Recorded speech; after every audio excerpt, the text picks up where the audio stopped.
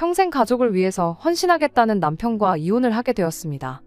남편이 헌신하겠다던 그 가족이 저와 이룬 가정이 아니라 자기가 태어나고 자란 원래 가족들 이야기였거든요. 남편은 30대 초반, 저는 20대 후반이 되어서 서로의 지인과 지인끼리의 소개로 처음 알게 되었습니다. 두 사람 다 나이를 먹을 만큼 먹은 뒤에 만남을 시작했다 보니 결혼을 전제로 만나기 시작한 건 아니었지만 어느 정도 그 부분에 대해서 염두를 하고 있었죠. 남편은 감성적인 것보다는 현실적인 생각을 많이 하는 사람이었어요. 둘이서 영화를 같이 한 편 보더라도 저는 장면 괜찮았던 부분을 이야기하는 반면 남편은 왜 등장인물들이 거기서 그런 행동들을 했는지 도무지 이해가 가질 않는다고 할 정도로 같은 사물을 두고도 보는 시각이 다른 사람이었죠. 처음엔 서로 다른 그런 성격이 결혼을 하고 나면 분명히 시너지 효과가 날 것이라고 생각했습니다. 손해보는 것도 지독하게 싫어하는 그런 칼 같은 성격이 저한테는 없는 장점이라고 생각했어요. 연애하면서도 은연중에 서로의 결혼관 이야기를 나눌 때가 많았고 그렇게 서로 결혼 생각을 하고 있다는 걸 깨닫게 되었을 때쯤 남편이 저한테 제안을 하나 해왔어요. 원래는 남편이 회사 근처에 방을 하나 얻어서 자취를 하고 있었는데 자기는 방을 빼고 부모님 집으로 들어갈 생각이라면서 말이죠. 저희가 결혼을 할지 안 할지는 모르지만 당장 앞으로의 미래를 생각하면 돈 한 푼이라도 아끼는 게 맞는 것 같다며 조금이라도 생활비를 줄여보자는 이유였습니다. 그리고 저한테도 가능하다면 부모님 집으로 들어가서 거기서 살면서 돈을 조금이나마 더 모아보라는 똑같은 제안을 해왔어요. 당장 출퇴근 힘든 것만 견디면 돈 얼마를 아낄 수 있지 않겠냐면서 말이죠. 연애 기간이 그렇게 길었던 편이 아니다 보니 남편이 모르고 있던 사실이 하나 있었죠. 제가 사회생활을 일찍 시작했기도 하고 무엇보다 저희 부모님 댁이 대중교통으로는 출퇴근이 아예 불가능한 지역에 있었다 보니 일찍이 중소기업 근로자 전세대출을 받아서 비교적 저렴한 비용으로 독립해서 살고 있었거든요. 그 사실을 그제서야 말해줬더니 남편이 대뜸 신혼살림은 그럼 그 집에 차리면 되겠다고 말을 꺼냈었어요. 그 전까지는 지나가는 말로 결혼에 대한 이야기를 나누었다면 신혼집이 해결되었다는 생각이 드니 곧바로 결혼 이야기를 꺼낸 거였죠. 그때만 해도 참 현실적인 실로 남편다운 행동이라고 좋게 받아들였었죠.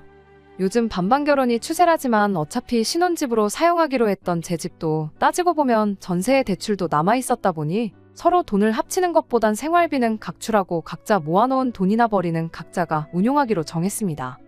결혼할 당시에 남편이 모아놓은 돈은 1억 조금 넘는 정도였고 제가 모아놓은 돈은 보증금에 이것저것 다 합치면 8천 정도 되었었어요. 사실 그 돈이면 새로 신혼집을 구해도 무방했지만 당장 제가 내고 있던 대출이자보다 더 좋은 조건은 없었거든요. 그럴 바에 돈을 더 모으자는 취지였고 저도 그 말에는 따로 이견이 없었습니다. 그리고 결혼식 비용은 각자 정확하게 절반씩 쓰기로 했어요. 돈을 모으자는 공통된 목표가 있었으니 허례허식도 생략하고 결혼식도 간소하게 올렸죠. 대신 신혼여행만큼은 14박 15일로 길게 유럽 여행 다녀왔네요. 결혼하면서도 양가에 지원받은 건 일체 없었습니다. 굳이 꼽자면 결혼 후에 시댁이나 친정 다녀올 때마다 조금씩 얻어오던 반찬 정도들밖에 없었어요. 제가 살고 있는 빌라가 가격에 비해 평수도 15평으로 혼자 살기엔 더없이 넓은 편이었고 방도 나름 2개나 되었기에 신혼집으로 한다면 못할 것도 없는 집이었습니다. 다만 치명적인 단점이 하나 있었는데 집에서 제일 가까운 지하철역이 걸어서 거의 20분 정도 걸리는 곳에 있다는 점이었습니다. 저한테는 아무런 문제가 없던 게 집 근처에서 회사 근처까지 가는 버스가 있었다 보니 그걸로 출퇴근을 했었고요. 집 근처에 지하철역까지 가는 버스가 있긴 했지만 배차 간격 때문에 시간 맞추기도 애매하고 불편하기는 매한가지였어요. 특히나 남편한테 있어서는 매출근길 퇴근길이 전쟁이었죠. 또 회사에서 멀기는 엄청 멀어서 남편이 힘들어하던 게 눈에 보였어요. 결혼 처음에야 가족의 미래를 위해서는 지금 힘든 것쯤 일도 아니라면서 괜찮다고 했지만 그렇게 출퇴근을 2년째 하고 있으니 남편이 아주 아침마다 저녁마다 힘들어 죽겠다며 힘들단 소리를 하기 시작했거든요. 출퇴근하는데 하루에 왕복 3시간을 길에서 버리는 게 아깝다는 말도 서슴지 않았고요. 그 시간에 대리를 뛰면 얼마를 버네 어쩌네 하는 걸 보니 이 집에 신혼살림 차리자고 했던 건 남편 본인이지만 신경을 안 쓰려고 해도 신경이 쓰일 수밖에 없었죠. 그러던 중에 서울 외곽 쪽에 급매로 나온 한 소형 아파트 매물을 발견하게 되었어요. 저희 부모님께서 노후 때문에 이것저것 투자처를 알아보시다가 발견하신 매물이었어요. 지은 지 20년도 훨씬 넘은 실평수 12평짜리 소형 아파트에 여전히 위치도 외곽이다 보니 남편 회사에서는 멀었지만 가장 가까운 지하철역이 걸어서 5분도 안 되는 거리에 있었습니다. 거기에 노선도 저랑 남편이 회사 출퇴근하는데 환승도 할 필요가 없는 노선이었다 보니 당연히 관심이 갈 수밖에 없었어요. 결혼하고 나서 여지껏 모은 돈이 얼마나 되나 다시 계산을 해봤더니 1억은 좋게 넘길 수 있겠더라고요. 그 와중에 저희 부모님께서도 이자 빼고 원금만 받을 테니 5천만 원을 빌려주시겠다고 하셨죠. 거기에 주변 시세 대비 훨씬 저렴하게 나왔던지라 그 집을 놓치면 정말 후회하겠다는 생각이 들었습니다. 제가 1억을 모았으니 남편도 못해도 1억 2천은 모았겠다 싶어서 남편한테 이 사실을 이야기했죠. 우리 돈 합치고 친정에서 5천 빌려오고 모자란 거 대출 한 1억 정도만 받으면 전세 말고 자가로 아파트를 하나 살 수 있다고요. 출퇴근도 더 편해지고 지은 지 25년이 되었다 하니 조만간 재개발 소식도 있지 않겠냐고 이야기를 꺼냈는데 남편 반응이 제 기대와는 정반대였습니다. 오히려 우리가 돈이 어딨냐며 코웃음을 치더라고요. 친정에서 빌려주기로 한 돈은 제일 나중에 갚고 대출 먼저 갚으면 우리 월급에 못해도 한 5년이면 다 갚을 수 있지 않겠냐고 했더니 남편이 한다는 소리가 자기는 모아놓은 돈이 하나도 없다는 이야기를 꺼내더군요. 결혼 전에 모아놓았던 돈은 어디 갔냐고 물었더니 그 돈으로 투자를 했다는 겁니다. 1억으로 부동산 같은 걸 투자했을 리는 만무하고 기껏해야 주식 정도 했겠거니 싶어서 그 돈은 일단 빼고 우리 집부터 장만하면 어떻겠냐고 물어봤는데 남편이 그 돈은 뺄 수 있는 돈이 아니라고 하면서 자기 돈 1억을 벌써 시어머니랑 신우가 시작한 식당에 지분 투자를 했다고 하더라고요. 그런 큰 결정을 왜 나한테 말도 없이 했느냐고 따졌더니 각자 돈은 알아서 관리하기로 하지 않았냐는 소리를 하는 거예요. 저는 남편에게 지분 투자를 했다고 했는데 그럼 매달 얼마씩 받기로 한 거냐고 물어봤습니다. 그럼 그 돈으로 대출이자를 충당한다 생각하고 대출액을 늘리면 되겠거니 싶었거든요. 그런데 남편이 당당하게 빵원이라고 대답을 하더라고요. 이제 막 오픈한 지 얼마 안 되었는데 열자마자 어떻게 정산을 받겠냐고 하더라고요. 장사가 궤도에 오르고 손익분기점 넘어야지 그때부터 정산을 받는 건데 그런 기본적인 것도 모르냐면서 말이죠.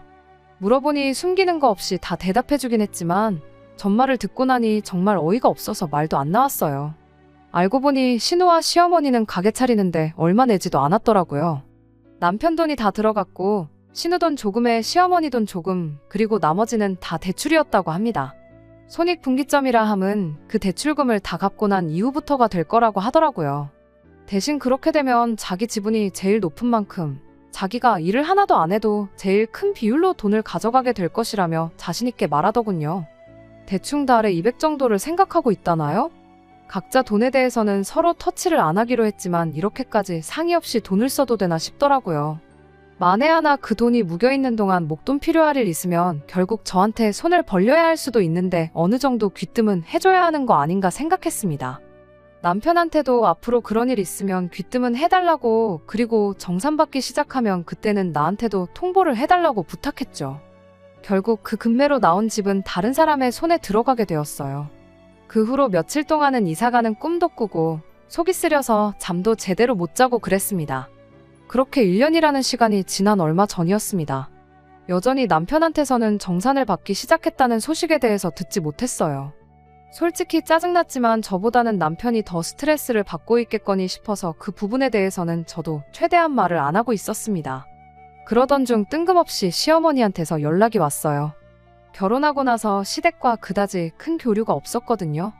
명절 포함해서 1년에 대여섯 번 찾아뵙는 정도였고 시댁에서 반찬 얻어오는 것 포함해서 시댁과 관련된 일은 남편이 혼자 알아서 하고 있었기에 무슨 일로 연락을 다 하셨나 싶었어요. 전화를 받자마자 시어머니는 대충 형식적인 안부만 묻고는 다짜고짜 요즘 힘들어 죽겠다는 이야기를 꺼내왔어요. 시어머니가 가게를 차리고 나서 몇 달 지나지 않아 길 건너에 바로 똑같은 음식을 취급하는 식당이 생겼다고 합니다. 음식만만 보면 시어머니 가게가 월등히 좋다고 하는데 그쪽은 체인점이라 가게도 넓고 인테리어도 깔끔해서 그런가 그쪽으로 손님이 몰리고 있는 실정이라고 하더라고요. 저는 그때까지만 해도 남편 돈으로 가게를 차렸는데 정산을 못 해주고 있으니 미안해서 저한테 전화를 하셨구나 하고 생각했어요. 그래서 저도 힘내시라고 고생하시는 만큼 손님들도 알게 되지 않겠냐고 한마디 해드렸어요. 그런데 알고 보니 저한테 미안해서 전화를 한 것도 아니었고 그렇다고 제 응원 한마디 듣겠다고 전화했던 게 아니었습니다. 시어머니는 우리 아들 통해서 우리 가족들끼리 동업을 하고 있다는 사실은 이미 알고 있을 테니 길게 설명은 안 하겠다는 말을 꺼내더니 난데없이 저한테 저도 한 가족이니 동업을 할 수 있는 기회를 주겠다는 말을 꺼내는 겁니다. 그러면서 더도 말고 덜도 말고 딱 1억만 투자하라고 하더군요. 말했다시피 그 체인점을 이기려면 일단 당신 가게의 인테리어부터 여러모로 재투자를 해야 할 것 같다는 말을 꺼내더라고요. 마침 옆 상가가 공실이 나면서 가게 사이즈도 확장을 할 수 있게 되었다고 저한테 투자할 기회를 준다는 듯이 생색을 내면서 말을 하더라고요. 남편이 현실적인 성격이고 제가 감성적인 성격이긴 하지만 도무지 동의를 할 수가 없었습니다. 일단 음식 맛이 월등하다는 말부터가 손님들 입에서 나온 말이 아니라 시어머니가 당신 입으로 저한테 했던 말이었으니까요. 요즘 사람들 입맛이 얼마나 귀신 같은데 체인점만도 못하니까 먼저 가게 차려놓고도 손님들을 다 빼앗긴 거 아니겠어요? 가게 인테리어 조금 좋아지고 사이즈 넓어진다고 해서 빼앗긴 손님들을 돌릴 수 있을 리가 만무했죠. 물론 그 말을 입 밖으로 꺼내진 않았어요. 대신 당장 제가 어떻게 그런 목돈을 마련할 방법이 없다고 좋게 돌려 말해 거절을 했습니다. 그런데 시어머니 반응이 뭔가 알고 있다는 눈치였어요. 작년에 아파트를 산다느니 어쩐다니 하지 않았느냐는 말을 꺼내는 걸 보니 제 돈이 얼마나 있는지 남편이 대충 귀뜸을 해줬나 보더라고요. 그래서 제가 그 돈을 마련하려면 지금 살고 있는 집 전세를 빼야 한다는 말까지 해줬습니다. 그런데 남편이 생각보다 자세한 이야기를 시어머니한테 해줬나 보더라고요. 니네 집에서 5천만 원 무이자로 도와주기로 했다지 않았냐고 그 돈 받아다 가게에 투자를 하면 어떻겠냐고요. 그래서 그냥 솔직하게 이야기했습니다. 친정에서 그 돈을 빌려주기로 한 건 맞지만 그건 집을 살 때 이야기지 투자를 해야 한다 그러면 분명히 거절하실 거라고요. 그리고 제 돈하고 친정 부모님 돈은 그냥 아껴뒀다가 좋은 집 매물이 나오면 그때 필요하게 될 테니 드릴 수 없다고 딱 잘라 대답했습니다. 시어머니는 지금도 잘 살고 있으면서 왜 자꾸 집 욕심을 내냐고. 요즘 부동산 잘못 건드리면 쪽박 차는 거 시간 문제니 괜히 힘들게 모은 돈 날려먹을 생각하지 말고 당신한테 투자하라고 자꾸 우기는 겁니다. 그 체인점 손님만 뺏어온다면 장사 중인 그 동네가 유동인구가 어마무시해서 대박나는 건 시간 문제라고요. 1억 투자해서 집은 얻으면 남편이랑 똑같이 달마다 최소 200만 원은 가져가게 되는 건데 그러면 너 200 우리 아들 200 해서 매달 앉은 자리에서 400씩 버는 건데 투자를 안 할 이유가 없다고 하는 거죠. 세상 어디 가서 1억 가지고 달마다 그 돈을 벌어오겠냐고. 4년만 참으면 원금 회수하는 거고 그 다음 해부터는 돈방석에 앉게 되는 거 모르냐며 저보고 산수도 못하냐고 답답하다고 하는 겁니다. 어린 나이에 전세로 집도 구하고 똘똘한 며느리가 들어온 줄 알았더니 아주 산수도 못하는 헛똑똑이었다며 저를 바보 취급까지 하면서 말이죠. 말이 그렇지 아무리 집값이 하락하는 추세라고 해도 서울에 아파트 하나 가지고 있는 거랑 개업한 지 얼마나 됐다고 벌써부터 체인점에 손님 다 빼앗겨서 망하니 어쩐다니 하는 시어머니 식당이랑 비교하는 게 가당키나 한지 싶었습니다. 입 밖으로 그 말을 꺼내진 않았지만 저는 끝까지 투자할 생각은 없다고 제 뜻을 강하게 주장했어요. 시어머니도 고집이 보통은 아니라서 거기서 30분을 더 저를 설득하려고 별 말도 안 되는 소리들을 계속 늘어놓았죠. 설득이라기보단 막무가내로 돈 내놓으라는 소리나 마찬가지였고요. 저도 한번 고집 부리면 끝을 보는 성격이었다 보니 결국에 가선 시어머니도 포기를 하더군요. 전화 끊으면서 조만간 우리 가게 대박나서 아들이 정상금 받게 되면 그 돈으로 옷 한 벌은커녕 껌 한 통도 사 먹을 생각하지 말라며 으름장까지 놓으면서 말이죠. 이 사실을 남편하고도 이야기했는데 남편은 대수롭지 않게 그러냐고 싫으면 안 하는 거지 뭘 그렇게 신경 쓰냐며 걱정 말라고 한마디 하고 말더라고요. 어쨌든 결혼 후 시어머니와 생긴 첫 갈등이다 보니 저는 제 나름대로 심각했기에 말만 그렇게 하지 말고 어떻게 좀 해달라고 말했더니 남편이 알겠다고 대답을 했죠. 그래서 저도 그냥 남편이 알아서 해결하게 두도록 하고 신경을 아예 쓰지로 않게 했습니다. 그런데 남편이 가져온 해결 방법이 참 가관이었어요. 그렇게 시어머니한테 투자 강요 전화를 받은 지 2달 정도 지났나 그 뒤로는 시댁에서 연락 한 통 따로 없었기에 그냥 이렇게 일단락 되는구나 싶었습니다.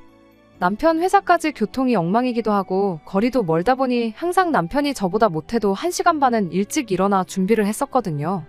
그런데 사건이 터진 그날은 웬일인지 제가 일어났는데 남편이 아직도 쿨쿨 자고 있더라고요.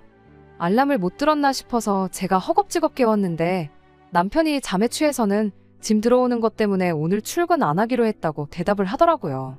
짐이 들어온다길래 뭐 회사에 새로운 장비라도 들어오는 건가 싶었습니다. 저도 출근 준비하고 나가야 했기에 쉰다는 사람 굳이 깨울 필요가 뭐가 있나 싶어서 자는 남편 그대로 두고 출근을 했죠. 궁금해서 일하는 중 남편한테 전화 몇 통 해봤는데 모처럼 평일에 쉬는 날이라고 깊게 잠이라도 든 건지 전화를 받지 않더군요. 모든 사건의 전말을 알게 된 건 힘든 하루 마치고 퇴근해 집에 돌아오고 나서였습니다. 문을 열고 들어가자마자 집안 꼴이 말로 표현 못할 만큼 개판이더라고요. 남편이 혼자 집안 대청소라고 하고 있는 건가 싶기엔 옷방으로 쓰고 있는 방 앞쪽에 제 옷들이 지멋대로 널브러져 있는 게 청소를 하고 있는 것 같지는 않았어요. 그 와중에 옷방에서 그건 이쪽에다 놓으라는 시어머니 목소리가 들려오더라고요. 후다닥 옷방 쪽으로 가보니 남편이 낑낑대면서 시댁에서 봤던 시어머니 서랍장을 들어서 옮기고 있었어요. 혼자서는 힘에 부쳤는지 바닥 장판이 곳곳에 찢어진 흔적도 있더라고요. 제가 이게 다 어떻게 된 거냐고 물었더니 남편은 보면 모르냐고 대답하고 시어머니는 이게 다 제가 자초한 일이지 않느냐고 이렇게 됐으니 앞으로는 셋이 잘 살아보자고 가당치도 않는 소리를 하는 겁니다. 그게 무슨 소리냐고 다시 따져 물으니 상황이 어떻게 빚을 더 질 수는 없는 상황이다 보니 살고 있는 집 전세금을 빼서 가게 확장을 했다더라고요. 오갈 곳이 없어진 시어머니를 남편이 모시고 저희 집으로 온 거였고요. 그제서야 아침에 남편이 짐 들어오는 날이라고 회사를 왜 쉬었는지 이유를 알겠더라고요. 남편은 또 한 번 저한테 아무런 상의도 없이 혼자서 결정을 내린 겁니다. 시어머니는 뻔뻔하게 남편에게 월세는 매달 30만 원 정도만 내면 되겠다고 넓다더니 방도 아주 비좁고 볼품없다고 하더라고요. 정작 집주인인 저한테는 아무 말도 안 하고 있고 그 와중에 남편은 30 정도면 충분하겠다고 여름이랑 겨울에 냉난방비로 10,000원씩만 더 내시라 뭐 이딴 소리를 하고 있는 거예요. 그 와중에 또 시어머니가 한다는 소리가 그럴 게 아니고 당신이 넓은 거실을 대신 방처럼 써야겠다고 그리고 혼자 자취하는 신우를 불러다가 빈 방을 쓰게 하면 어떻겠냐는 제안을 하는 겁니다. 그래서 둘이 합쳐서 월세 딱 50만 원만 받으라고 말이죠. 그 와중에 남편은 또 좋다고 낄낄대더군요.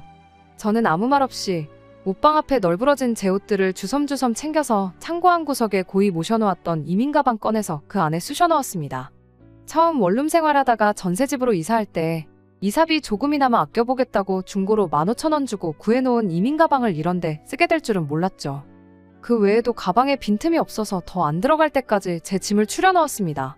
남편이 뭐 하냐고 묻길래 정리는 미리미리 해놓아야 편하지 않겠냐고 대답을 해줬습니다.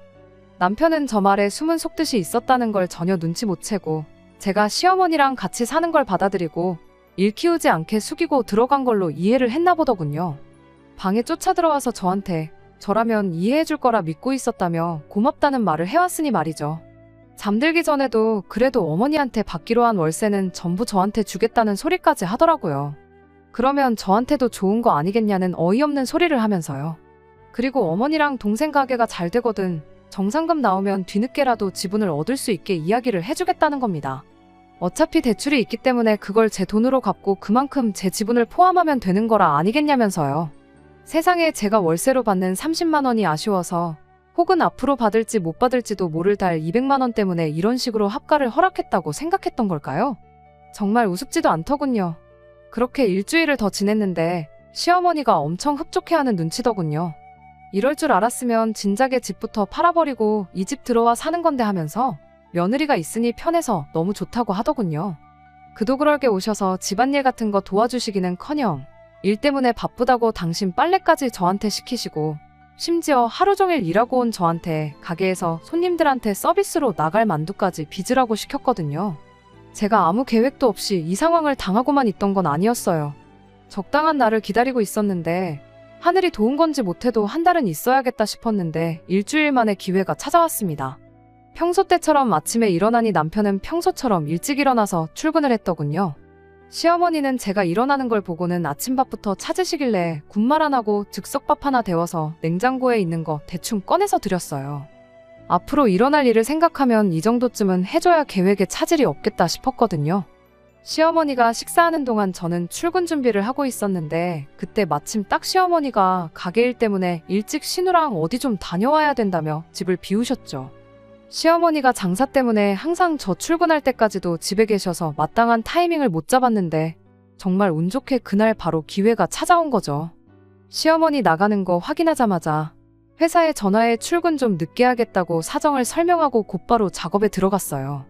근처에서 대학교 다니고 있는 사촌동생한테 곧바로 전화해서 수고비로 100만 원 줄 테니까 힘 잘 쓰는 친구들 몇 명 데리고 저희 집으로 좀 오라고 했어요. 아침이었는데도 100만 원 준다고 했더니 정말 1시간도 안 돼서 힘 꽤나 쓸 것 같은 친구들 2명을 데리고 오더라고요. 용달차 하나 불러서 사촌동생 시켜서 제 집만 따로 빼놓고 시어머니랑 남편 짐은 거실 한가운데다가 좌르륵 다 빼놓았습니다. 남편이 사실상 못 많았다 보니 시어머니가 집 처분하고 들고 온 서랍장 같은 거 몇 개 빼고 나면 옷가지 말고는 짐이라고 부를 만한 것도 없었거든요.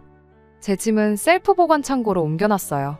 비용은 진작에 알아봤는데 생각보다 저렴해서 놀랐네요. 아무튼 일처리 끝난 거 확인하고 사촌동생한테 100만 원 쥐어주고 고생했다고 친구들이랑 밥 사 먹으라고 10만 원 더 줬어요. 그랬더니 앞으로 이런 일 있으면 자주 불러달라고 하더라고요. 이런 일이 또 있으면 안 되는 건데 동생이 아직 철이 없다 보니 그렇게 말했나 봐요. 그리고 저는 그 길로 바로 회사로 출근했죠. 출근하는데 발걸음이 그렇게 가벼웠던 적이 없는 것 같아요.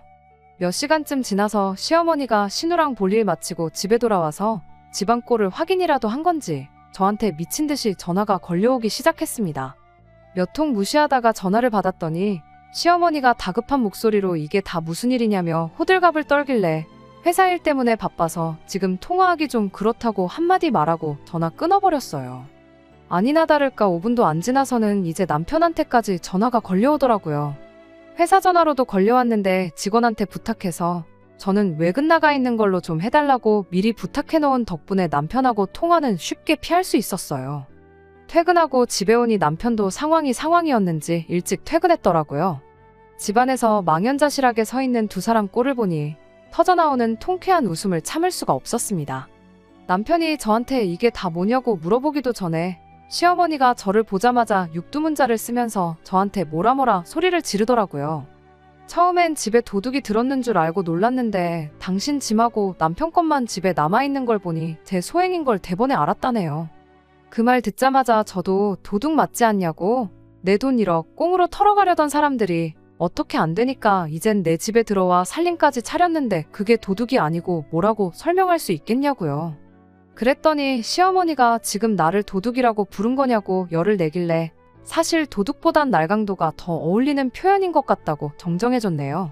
시어머니야 열이 잔뜩 받아서 저러고 있지만 남편은 대충 돌아가는 상황을 짐작한 건지 저한테 왜 그러냐며 대화로 좋게 풀어보자고 하더라고요. 대화로 좋게 풀을 수 있는 일이었으면 신우랑 시어머니한테 전 재산 퍼다주고 내 집에 모시고 오기 전에 진작에 대화를 하지 그랬냐며 당신하고는 더 할 말 없으니 이혼 서류 준비되는 대로 사인이나 해달라고 딱 잘라 한마디 해줬습니다. 그리고 집도 빠른 시일 내로 부동산에 내놓을 테니 당신이랑 어머님 짐도 빠른 시일 내로 빼달라고 했어요. 그 와중에 시어머니가 저를 고소하겠다느니 어쩐다니 하길래 내 집에서 내 짐만 빠졌고 어머님하고 남편 짐은 여기 고스란히 다 있는데 저를 뭘로 고소하실 생각이냐고 물었죠. 오히려 소송은 협의 이혼 안 해주면 제가 걸어야 하는 거 아니겠냐고 당장 아는 변호사 있으면 누가 유리한지 상담이나 한번 받아보라고 해줬네요. 남편이 그럼 당장 어머님이랑 자기는 어디 가서 지내냐고 지낼 곳 찾기 전까지는 이 집에서 살게 해달라고 하더라고요. 그래서 신우네 집에 가 있으면 되는 거 아니냐고 했어요. 신우까지 불러들여서 나한테 월세 꼴랑 50 주고 내 가족이서 15평 빌라에서 살 생각 아니었냐고 그럼 8평 원룸에서 사는 신우네서 다 같이 사는 것도 별 문제 없는 거 아니냐고요. 신우도 월세 50만 원 받으면 한 푼도 안 내도 되니까 좋아할 거라고 그 집 가서 가족들끼리 알콩달콩 잘 살라고 했네요. 그리고 저는 근처 호텔 빌려서 거기서 잤습니다. 남편도 시어머니도 방법이 없으니 일단 신우네로 간 것 같더라고요. 신우하고는 정말 결혼하고 개인적으로 연락 한번 해본 적도 없었는데 신우도 이게 무슨 상황이냐며 어머니는 자기가 모실 테니 오빠랑 잘 풀고 이혼만은 하지 말아달라는 연락이 오더라고요. 남편하고 결혼 생활하면서 그나마 이성적인 생각하는 법 하나는 제대로 배운 것 같네요. 괜히 여기서 마음 약해졌다간 모르긴 몰라도 평생 이런 비슷한 일로 시달리게 될 건 안 봐도 뻔하겠다는 생각이 들었어요. 그래서 싫다고 거절했더니 신우가 가게 확장하는 것부터 인테리어까지 벌써 다 계약해놓았고 공사 시작일이 언제니 하면서 그 와중에 위약금이 어쩌니 저쩌니 파토내면 손해가 막심하다느니 이딴 소리를 하고 있는데 그걸 보니 신우도 보통은 아닌 것 같더라고요. 그 와중에 계약 파기하고 돈 돌려받아서 시어머니랑 남편 살 집을 구하는 게 아니고 확신도 없는 그 잘난 식당 공사를 강행해야 한다고 하는 꼴을 보니 말이죠. 사실 궁금하긴 했어요. 셋이 전 재산 털어서 만든 그 식당이 망하는 꼴을 두 눈으로 직접 보고 싶기도 했거든요. 그런데 뭐 이미 마음 굳혔는데 그 망하는 꼴 보자고 길게 끌 이유가 없어서 그냥 남편하고는 그렇게 이혼하게 되었습니다. 다른 건 몰라도 이따금씩 생각날 때마다 한번 시어머니 가게를 검색창에 검색을 해보곤 합니다. 아직 망이 없어지지는 않은 것 같은데 리뷰 같은 거 보면 개중에 좋은 리뷰도 간간히 보이긴 하지만 보통은 길 건너 체인점보다 음식 맛이 없다느니 서비스가 구리다느니 이런 의견들이 대부분인 걸 보니 없어지는 건 조만간이겠다 싶네요. 이게 다 인과응보라는 걸 깨닫고 땅을 치고 후회하는 날이 오면 좋겠습니다. 속 시원하게 한 방 먹여주긴 했지만 저도 저대로 지난날에 저에게 후회를 하고 있거든요. 요즘 사람들이 개인주의적이라고는 하지만 남편이라고 너무 터치 안 하고 알아서 잘하겠거니 믿는 것도 좋은 방법만은 아닌 듯 합니다. 끝까지 들어주셔서 감사합니다. 오늘의 사연은 여기까지입니다. 구독과 좋아요, 알람 설정 부탁드리고 더 좋은 사연으로 다시 찾아뵙겠습니다. 감사합니다.